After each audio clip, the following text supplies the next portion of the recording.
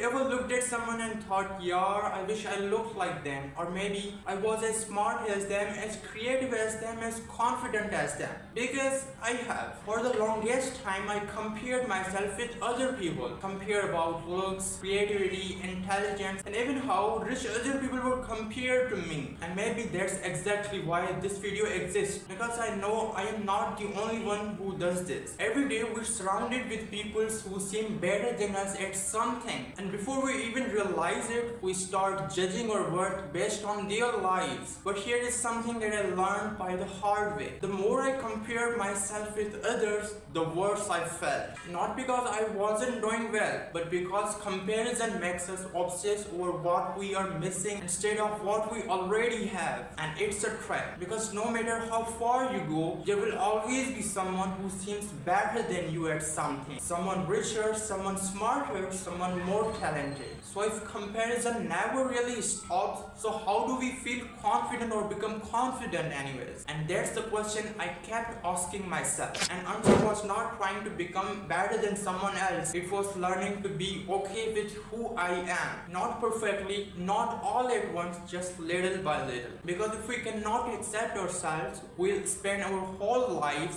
trying to become somebody else.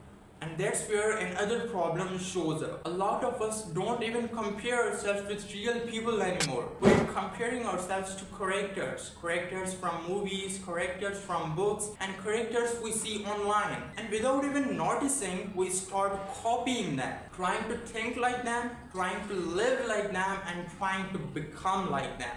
Why? Because deep down, we want what they seem to have. Their confidence, their life, their story, and maybe something else too. We want someone to show up and save us, someone who completely understands us, someone who holds our hands and exactly show what to do. A mentor, a hero, a guardian angel. But that's usually how movies work. That's how books work. This is real life, and it doesn't work like that. And the sooner I understood that, the more things started changing for me. Because nobody was coming to rescue me, nobody was coming to solve my problems for me, and nobody was going to build my future for me. And that was my job. And honestly, it wasn't depressing, it was empowering. Because the moment you stop waiting for someone else to save you, you start saving yourself. You start becoming the person you've been looking for all along. Your own guardian angel. You start respecting yourself, you start